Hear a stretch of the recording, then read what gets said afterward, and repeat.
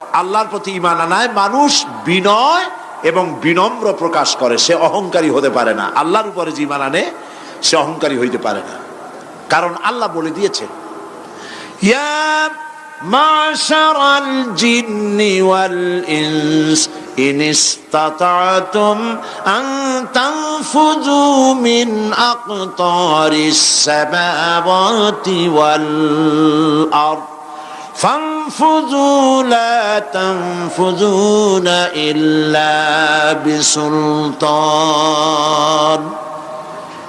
যারা অহংকারী, যারা স্বৈরাচারী, যারা জালিম, আল্লাহ পাক তাদেরকে বলছেন, হে পৃথিবীর মানুষেরা, জেনেরা, যদি সম্ভব করতে পারো, আমার আইন ভালো লাগে না, আমার ইসলাম পছন্দ হয় না, আমার আলেম ভালো লাগে না, আমার কোরআন ভালো লাগে না, অবস্থা যদি এমনটি হয়, বেরিয়ে যাও, বেরিয়ে যাও।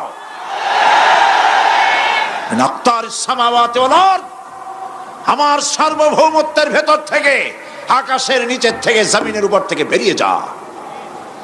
ফানফুযু লা তানফুযু ইল্লা বিসুলতান। কোথায় যাব? পালাবার জায়গা নাই, বেরোতে পারবে না। আকাশ আর জমিন দিয়ে প্যাকেট করে রেখেছি, পালাবার জায়গা নাই। কোথায় যাইবা? জুলুমের হাত যত আছে করতে থাকো, আর আল্লাহ রাব্বুল আলামিন দেখতেছেন। সুতরাং ইমানদার ব্যক্তি, তার মধ্যে বিনয় আসে, বিনম্র হয়। সে পয়সা করে আসে বলে অহংকার করে না, কারণ আল্লাহ বলেছেন, ওয়াল্লাহুল গানিয়্যু ওয়া আনতুমুল ফুকারা।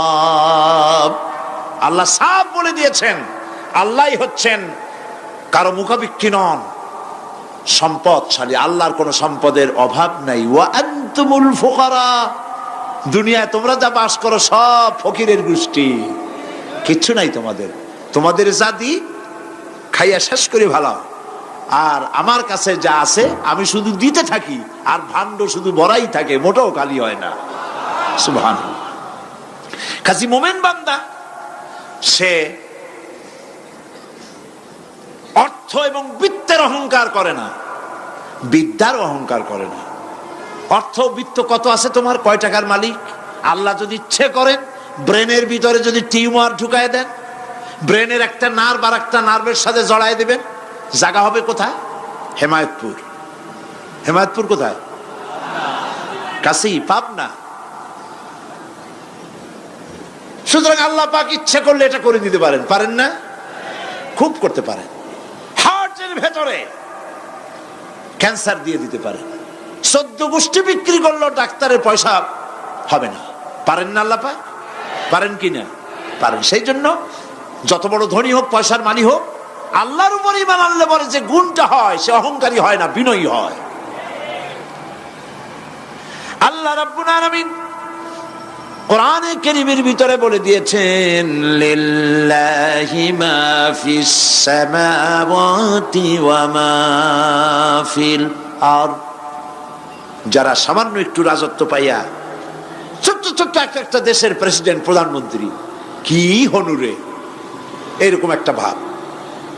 আর্মি হাতে, বিডিআর হাতে, পুলিশ হাতে, যা খুশি তাই করি না। আল্লাহ পাক বলছেন, লিল্লাহি মা ফিস সামাওয়াতি ওয়া মা ফিল আরদ। আকাশ আর জমিনের একচ্ছত্র মালিকানা কার? চিল্লায় বলুন, আল্লাহ পাকের। সুতরাং তুমি মাতবারি করিয়া কদ্দূর পারবা? বেশি দূর যেতে পারবে না। গ্রামে গোয়াল আছে, গরু রাখে যে জায়গায়, ওই জায়গাটার নাম কি? গোয়াল। গভীর রাত্রে গরুর মালিক শুনতে পাচ্ছে গোয়াল ঘরে খুব শব্দ হচ্ছে। রাখালকে ডেকে বলছে, দেখতো কি, কিসের শব্দ? কয় যে, দেখে এসে জবাব দিচ্ছে যে গোয়ালে যে 60টার শিং মোটা, তার গুতার চোটে ওই গোয়ালের মধ্যে যত গরু আছে কেউ টিকতে পারতেছে না, খালি গুতাইতেছে সমানে। মালিক কয় যে, দীর্ঘদিন থেকে দেখতেছি এটার গুতার চোটে সমস্ত গরুগুলি অস্থির হয়ে যাচ্ছে, যা একটা মোটা দড়ি দিয়া, খাট্ট একটা দড়ি দিয়া খুঁটির সাথে জড়ায় বাঁধতে রাখ গলাটারে। মোটা একটা দড়ি দিয়া গলার সাথে খুঁটির সাথে যদি বান্ধা দেয়, এরপরে খালি ফোঁস করতে পারবে, গুতাইতে আর পারবে না। ঠিক অনুরূপ ভাবে কোন জনপদ থেকে, কোন দেশ থেকে যখন দেশের মানুষেরা, যখন দেশের নিরস্ত্র মানুষেরা, গরিব মানুষেরা যখন আল্লাহর দরবারে গভীর রাত্রে ফরিয়াদ তোলে, আল্লাহ জুলুমে অত্যাচারে জর্জরিত হয়ে গেলাম, মার খেতে খেতে শেষ হয়ে গেলাম, অত্যাচারে অত্যাচারিত হচ্ছি, চিৎকার বাড়তে থাকে, আল্লাহ পাক তখন তার নজর দিয়ে দেখেন। আল্লাহ তো দেখতেই থাকেন সব সময়ের জন্য। আল্লাহ পাক কার কারণে এগুলি হচ্ছে, আল্লাহ পাক টের পান। শিং কারো কারো মোটা হয়েছে, আজরাইলকে পাঠায় দেন, যাও খাটো দড়ি দিয়ে বাঁধে থো। খাটো দড়ি কোনটা বুঝছেন? 3 হাত, 3 হাত কবর কোনটা? খাটো দড়ি দিয়ে বাঁধে থো। সুতরাং কত বড় বড় রাজা বাদশাহ ক্ষমতা এলো, মানুষের উপরে জুলুম করলো, আল্লাহ পাক তার ইন্তেকাম নিয়েছেন। সেই আল্লাহ এখন আর নাই, নাউজুবিল্লাহ। সে আল্লাহ আছেন কিনা? পূর্ণ শক্তিতে বহাল কিনা? হুয়াল হাইয়ুল কাইয়্যুম।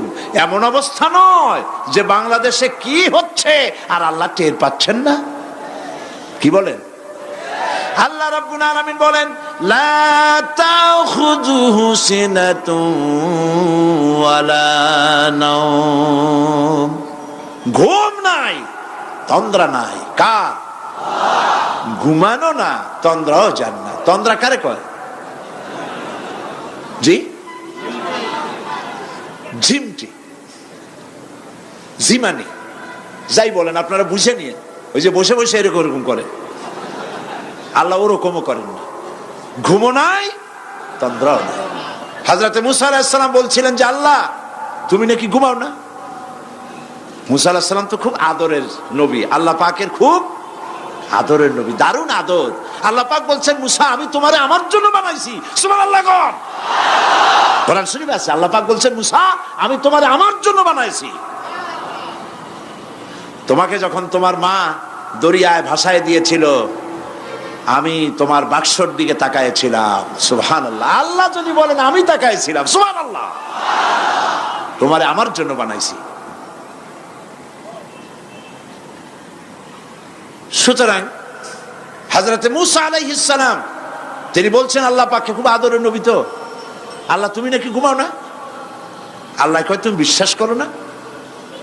হযরত মুসা আলাইহিস সালাম বললেন, আল্লাহ অবশ্যই বিশ্বাস করি, তবে বুঝি না বিষয়টা কি, বুঝি না কেমনে না ঘুমাই পারে, বুঝি না। আল্লাহ আচ্ছা ঠিক আছে, তুমি যখন বিশ্বাস করছো তখন আর অসুবিধা নেই, বিশ্বাস না করলে মুসিবত ছিল। পয়গম্বর মানুষ, তাকে তো বলতেই হবে বিশ্বাস করি, তবে বুঝি না। আল্লাহ কয় ঠিক আছে, বিশ্বাস যখন করো আমি বুঝাই দেবো। নিয়ে আসো 1 গ্লাস পানি। 1 গ্লাস পানি নিয়ে আসলেন, দাঁড়ায় থাকো। মুসা আলাইহিস সালামকে আল্লাহ বললেন পানি নিয়ে দাঁড়ায় থাকো, আর ঘুমের আল্লাহ করলেন মুসারে ধর। মুসা আলাইহিস সালামের ঘুম এসে গেল। ঘুমের আমেজে হাতটা শিথিল হয়ে গ্লাসটা পড়ে ভেঙে চুরমার হয়ে গেল। হযরত মুসা আলাইহিস সালাম ভয় পেয়ে গেলেন। আল্লাহ পাক শোনায় দিলেন, ভয়ের কোনো কারণ নাই, একটা পরীক্ষার জন্যই দিলাম, তোমার বোঝার জন্যই দিলাম। তুমি যেমন 1 গ্লাস পানি নিয়ে, একটা গ্লাস নিয়ে 1 মুহূর্ত দাঁড়াতে পারলে না, ঘুম আসলো আর হাত থেকে পড়ে গ্লাসটা ভেঙে গেল।